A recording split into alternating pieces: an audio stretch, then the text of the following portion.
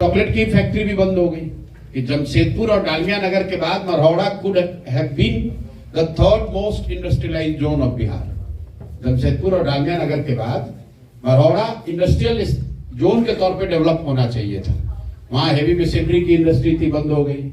वहां पर अब आपका चीनी मिल बंद हो गया, वहां पर मॉडर्न की फैक्ट्री बंद हो गई। वहाँ का सबसे बड़ा बिहार का डिस्टिलरी था, सबसे बड़ा। डिस्टिलरी की बात तो नहीं कर रहा हूँ क्योंकि शराबबंदी लागू है नहीं, और आप लोग शराबबंदी के लिए ही वोट देते हैं। आप लोग मतलब यहाँ की जनता चीनी मिल को लेकर जन स्वराज अगर सत्ता में आते हैं तो क्या करेगी, क्या वादा करेगी सारण की जनता? कोई ऐसा वादा नहीं करेंगे जो आप वादा सुनते रहे हैं। हम लोग एक किसी पर्टिकुलर चीनी मिल के चालू करने को लेकर कोई मैं वादा नहीं कर सकता हूं, क्योंकि इस तरह का वादा जो भी करता है वो बिना सोचे समझे करता है।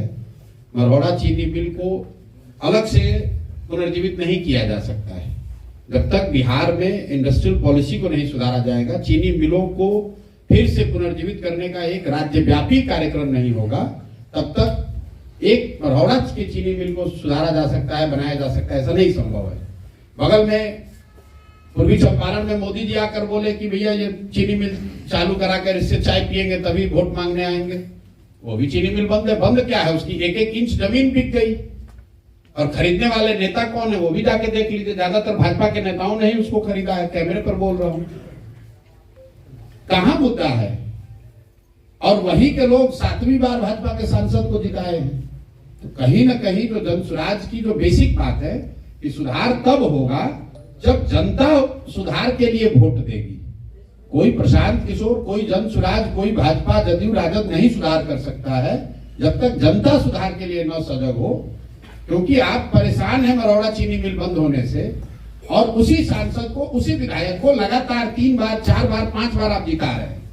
पंजाब के लोग आकर तो वोट दे नहीं रहे। तो अगर मरौड़ा चीनी मिल विषय है तो उस पर वोट होना चाहिए। वोट होगा तो जो जीत कर आएगा, चाहे जनस्वराज जीत कर आए या दूसरा दल जीत कर आए, वो मरौड़ा चीनी मिल को चालू करने के लिए संघर्ष भी करेगा, उसके लिए बात भी करेगा, क्योंकि वो जानता है कि इसी चीज पर मैं जीत कर आया हूं।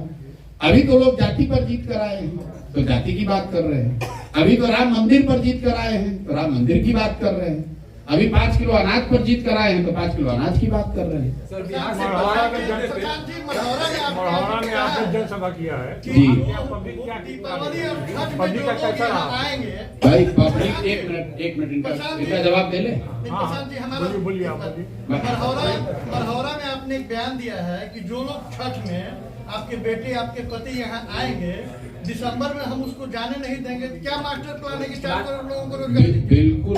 पहली बात तो आप अपना आंकड़ा ठीक कर लीजिए। पहली बार मैंने ये नहीं कहा, पिछले 1-1.5 साल से मैं बिहार में ये कह रहा हूँ कि जो लोग भी इस बार छठ में वापस लौटेंगे वो उसकी संख्या 4 करोड़ नहीं है। कोविड में जब लोग इतने परेशानी में थे तो टोटल 25 से 28 लाख लोग वापस लौट कर आए थे। तो जो आकलन है कि करीब करीब 30 लाख लोग ऐसे हैं जो मजबूरी में, स्वेच्छा से नहीं, मजबूरी में यहाँ से पलायन जिनको करना पड़ा है। 8,000, 6,000, 10,000 रुपए के लिए वो लोग बाहर जाकर काम करते हैं। तो बिल्कुल ये जन स्वराज का वादा है। मैं रिपीट कर देता हूं कि इस बार जो छठ में लौटेगा, ये छठ बदहाल बिहार का अंतिम छठ होगा।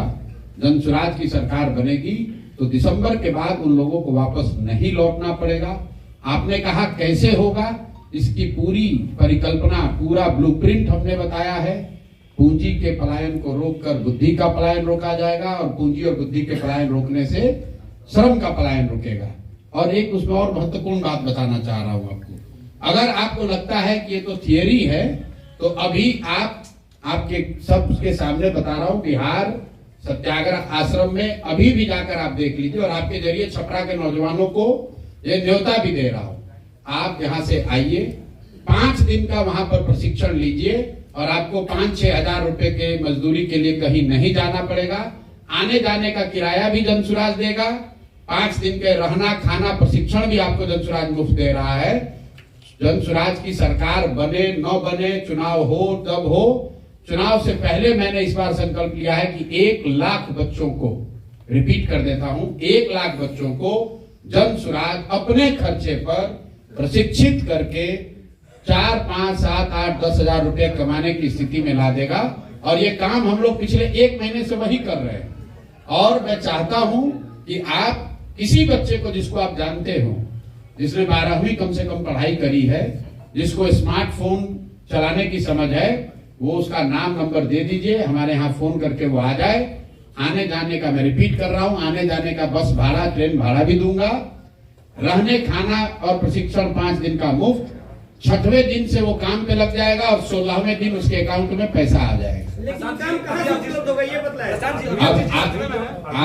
कहाँ से उपलब्ध अभी जो आप मढ़ौरा से होके आ रहे हैं जी, तो वहाँ काम 1 मिनट। अब देखिए, आपका अपना नजरिया है कि काम कहाँ से उपलब्ध होगा। काम मैंने क्या कहा, टेक्नोलॉजी से होगा। आप YouTube चलाते हैं, आप तो यूट्यूबर हैं या पत्रकार हैं तो YouTube चलाते होंगे। YouTube क्या बेचता है? YouTube ने तो छपरा में आकर सीमेंट का दुकान नहीं खोला है।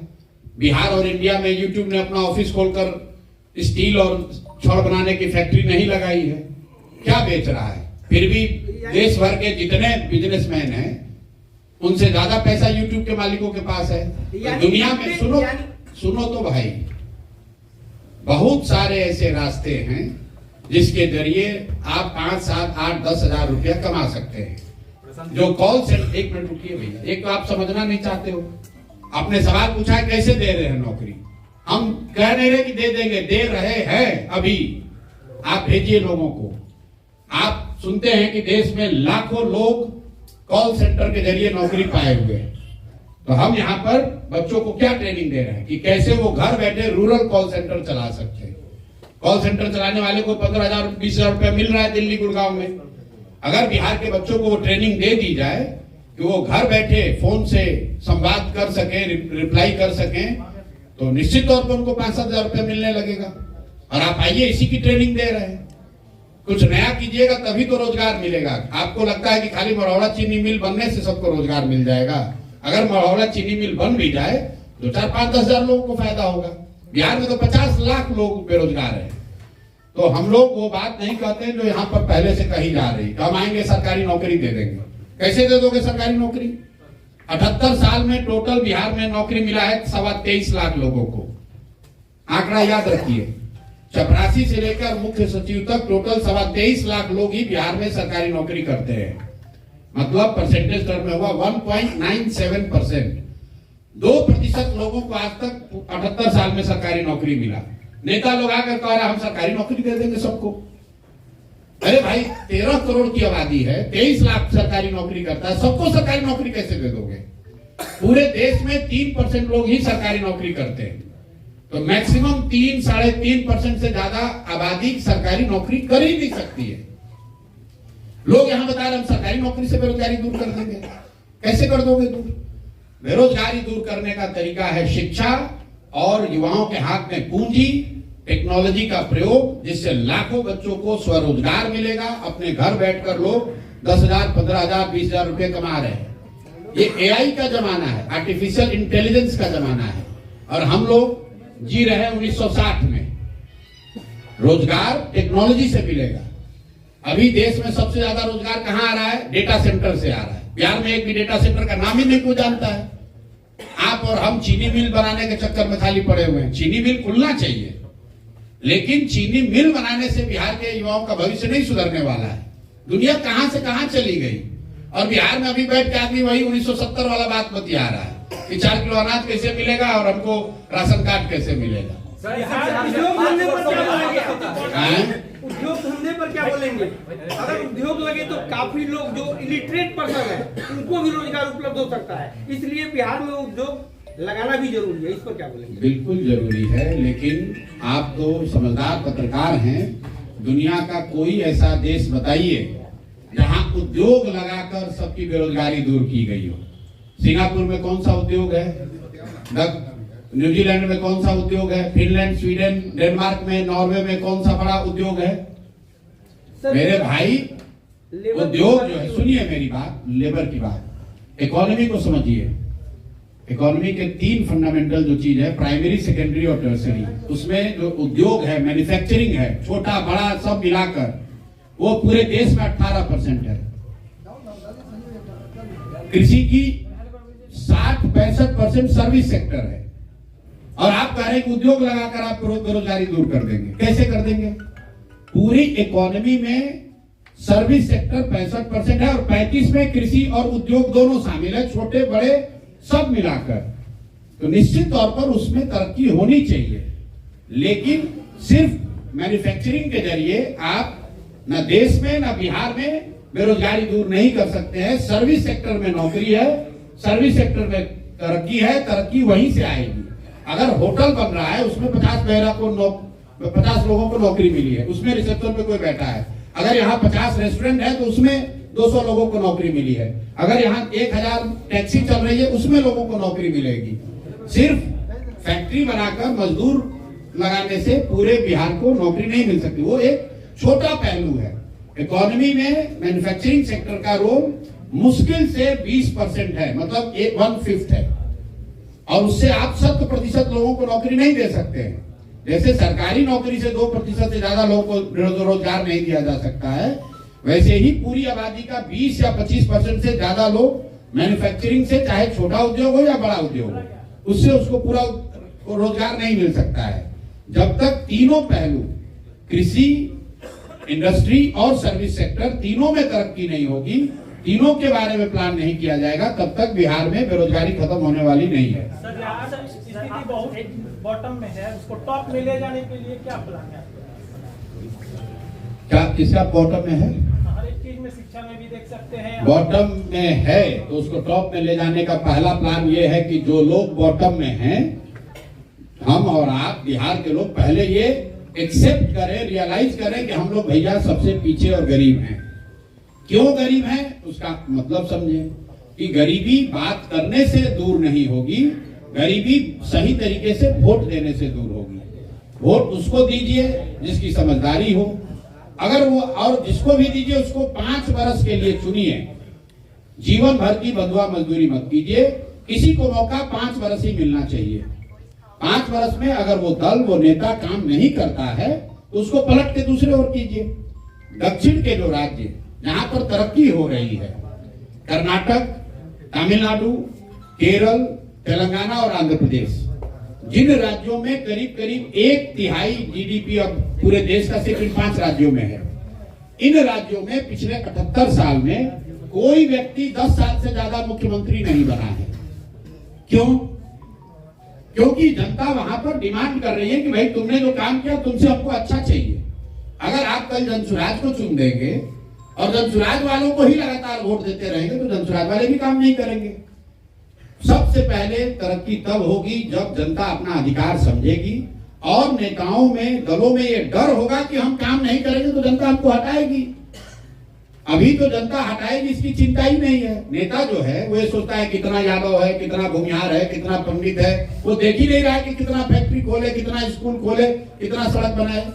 चुनाव लड़ने के लिए उसको मालूम है लोग जाति पर वोट देंगे, तो वो स्कूल की चिंता क्यों करे, फैक्ट्री की चिंता क्यों करे। मैं आपको बता रहा हूं कि मरौड़ा चीनी मिला बता रहे हैं बहुत बड़ा जख्म है, और आप लोग, सब लोग, हम लोग मिलकर जो लोग मरौड़ा चीनी मिल को बंद कराए उनको वोट दे रहे हैं, जो लोग मरौड़ा चीनी मिल खोलने का गलत वादा किए उन्हीं को वोट किए जा रहे हैं। तो कैसे सुधार होगा? प्रशांत सर एक मिनट, सर आपने कहा कि हम सोशल मीडिया के जरिए, हमने कहा एक बात और कि डायस पे इतने लोग बैठे हैं, सबसे बड़े ज्ञानी हम ही नहीं है। आप सब सवाल को जिनसे भी पूछिए। सर एक लास्ट सवाल है, आपने बोला कि सोशल मीडिया के जरिए बच्चों को जॉब देंगे। सोशल मीडिया नहीं, टेक्नोलॉजी। आज से 1-1.5 साल पहले आपका आईटी टीम यही काम फोन करके यूट्यूब चलाते हैं, वादा करते थे कि हम ऐसे करेंगे, ऐसे सिखाएंगे, आप अच्छे कमाई कर सकते थे यूट्यूबर से।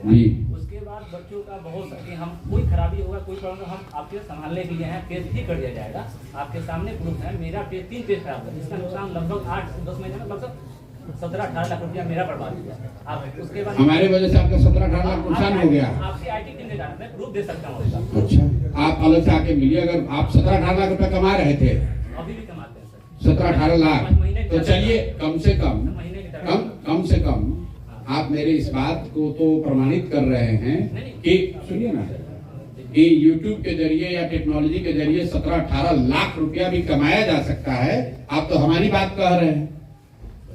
आपके साथ किसने क्या धोखा कर दिया, अभी कैमरे के बाद यहाँ बैठिएगा, अगर कोई धोखा किया होगा तो हरजाना हमसे ले लीजिएगा। प्रशांत जी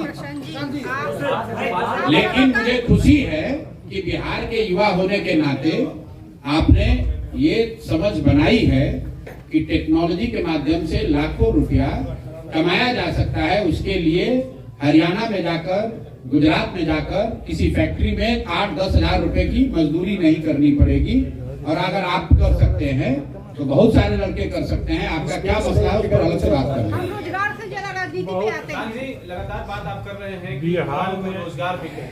आपकी पार्टी में भी तमाम नेता हैं कि आपका दल भी आगे जो आने वाले प्रत्याशी हैं उस पर किस तरह के प्रत्याशी पर दाव लगाने वाला है, ऐसा कुछ मतलब कैटेगरी क्या है? मतलब कि हम नेताओं का चुनाव करेंगे, उनको रोजगार थोड़ी ना दे रहे हैं। लोग तो पहले से रोजगार वाले लोग हैं। मतलब आप क्या करेंगे, ऐसे लोगों को एमएलए बनाएंगे जो एमएलए रोजगार के लिए पा रहा है। बिहार के लोग जो बाहर जा रहे हैं,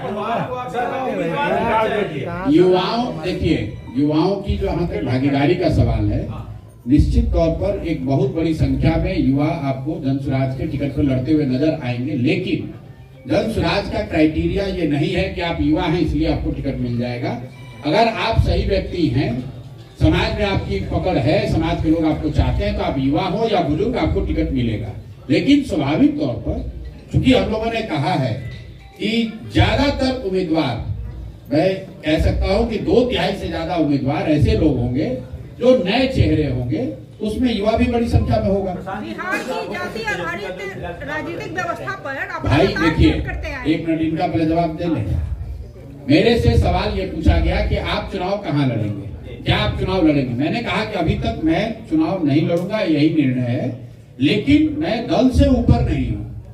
दल ने अगर निर्णय ले लिया तो जो दल निर्णय करेगा वो करूंगा। अगर दल ने निर्णय लिया कि मुझे राघोपुर से लड़ना है तो राघोपुर से भी लड़ूंगा।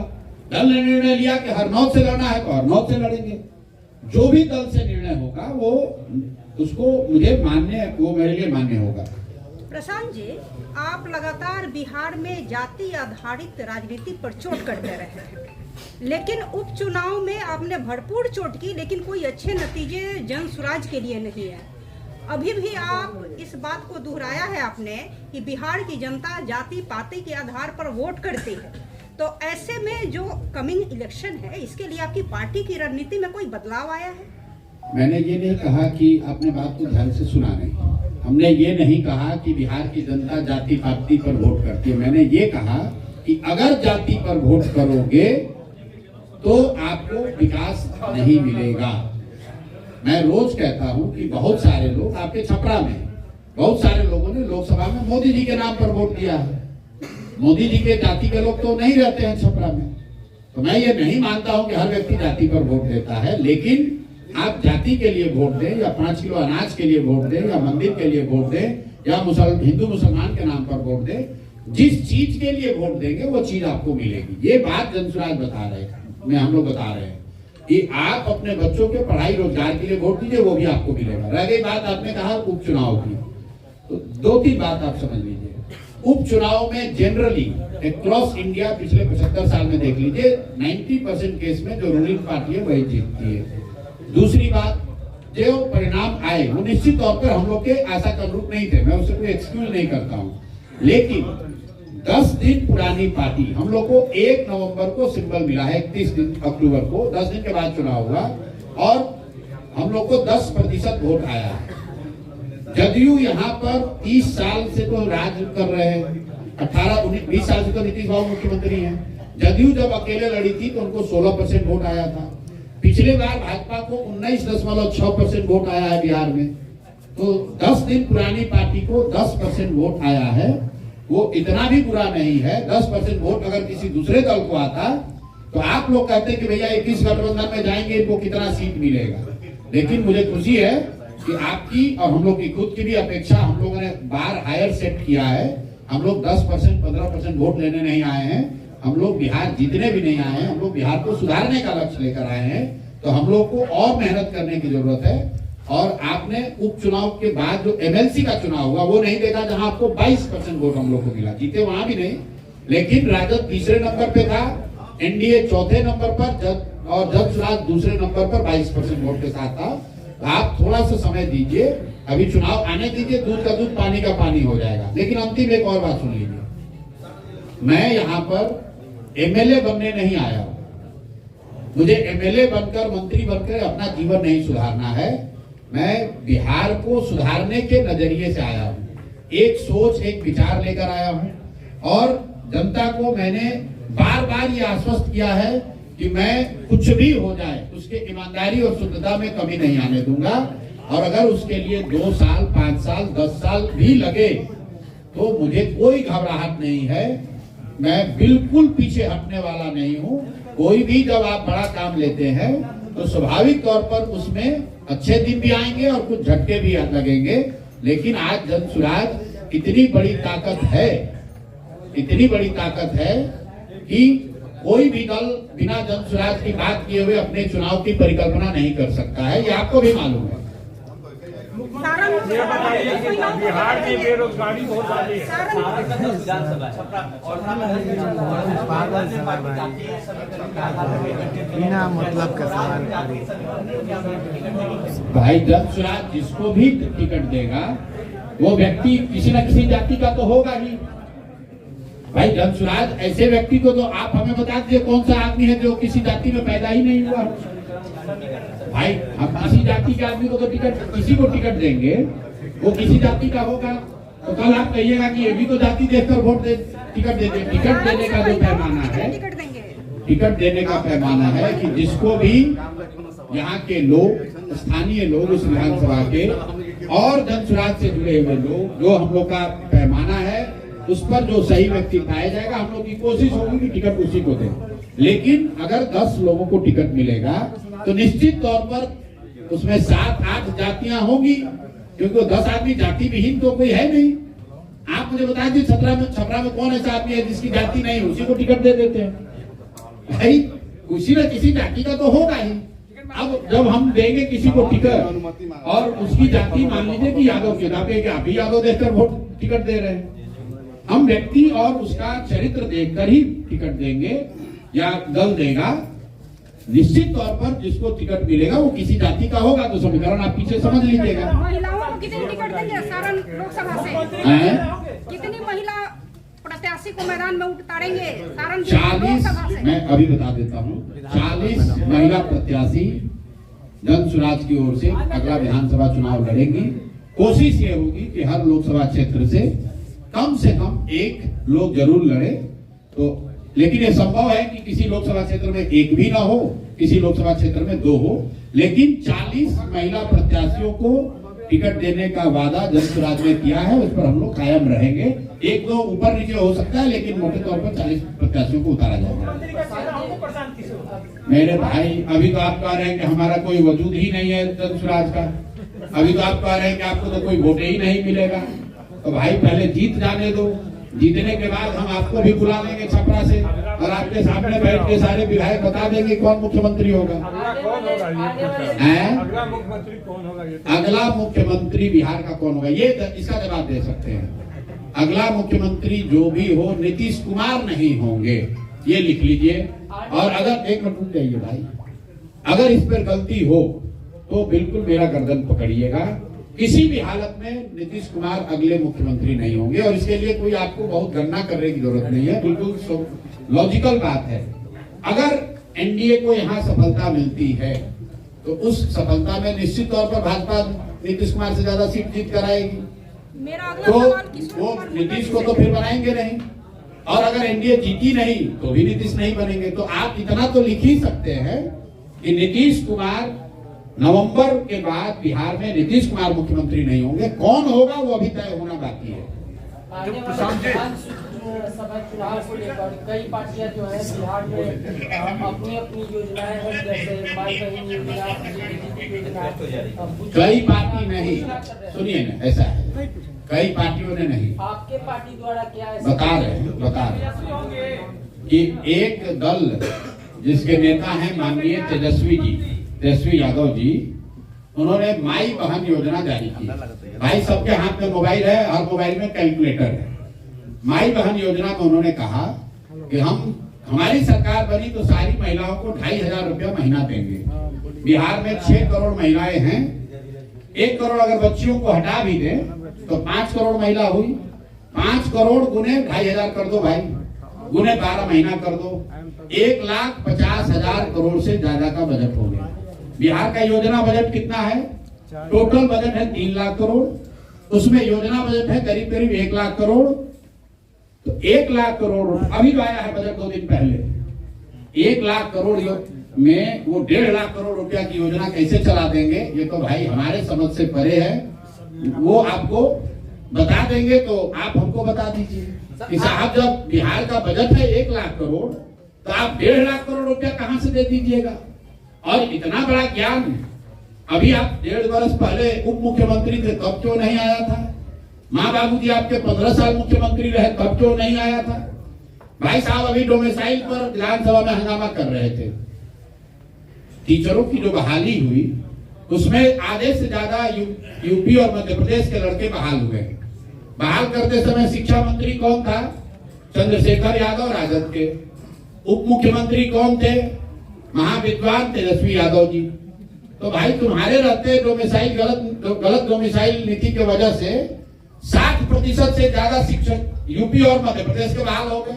आज विपक्ष में आए तो हल्ला मचा रहे हो।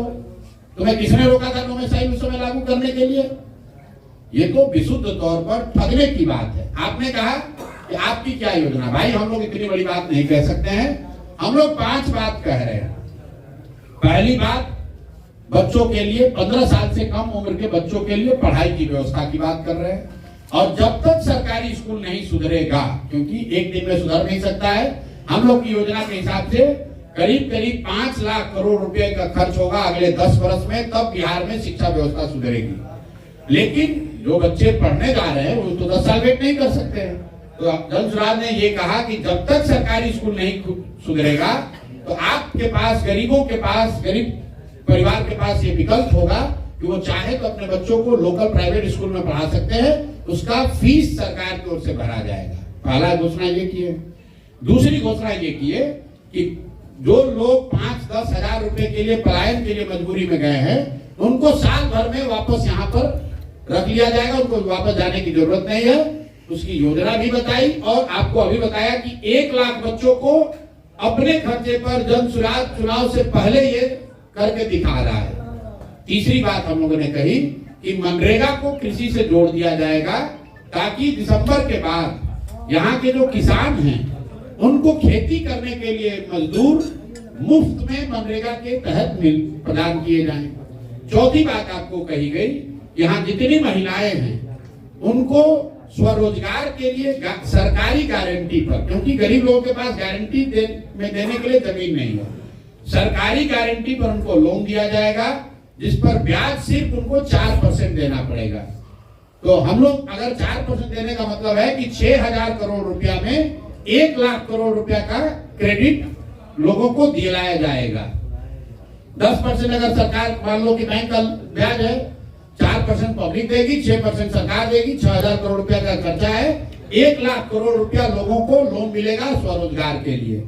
और अंतिम बात जो बताई गई है कि 60 वर्ष से ज्यादा उम्र के जितने लोग हैं जिनको पेंशन 400 रुपया मिल रहा है, उसमें आप दिव्यांग और विधवा लोगों को भी जोड़ लीजिए, मैं अलग से नहीं बोलता हूँ, मतलब जिसको भी पेंशन 400 रुपया मिल रहा है उसको 2,000 रुपया दिसंबर 2025 से मिलने लगेगा। इसका खर्चा आएगा करीब करीब 12,000 करोड़ रुपया साल का। तो हम सिर्फ योजना नहीं बता रहे हैं, योजना पर क्या बजट लगेगा और वो बजट कहाँ से आएगा ये भी बता रहे हैं।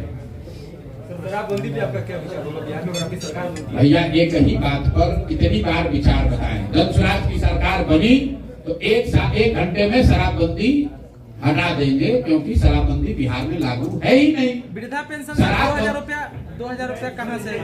अरे भैया 12,000 2500 रुपया तेजस्वी नहीं दे सकते हैं तो 2,000 वृद्धा पेंशन आप कैसे दे सकते हैं? मेरे भाई कौन से क्लास में आप गणित पढ़े हैं? यहाँ पर मैंने आपको गणित बताया कि महिलाओं को 2,500 रुपए देने का मतलब है 6 करोड़ महिलाओं को, 5 करोड़ महिलाओं को देना पड़ेगा। 60 वर्ष से ज्यादा उम्र के कितने लोग रहते हैं बिहार में? 60 वर्ष से ज्यादा उम्र के कितने लोग रहते हैं बिहार में? 1 करोड़ से कम। दोनों में फर्क आपको नहीं समझ में आ रहा है भाई साहब?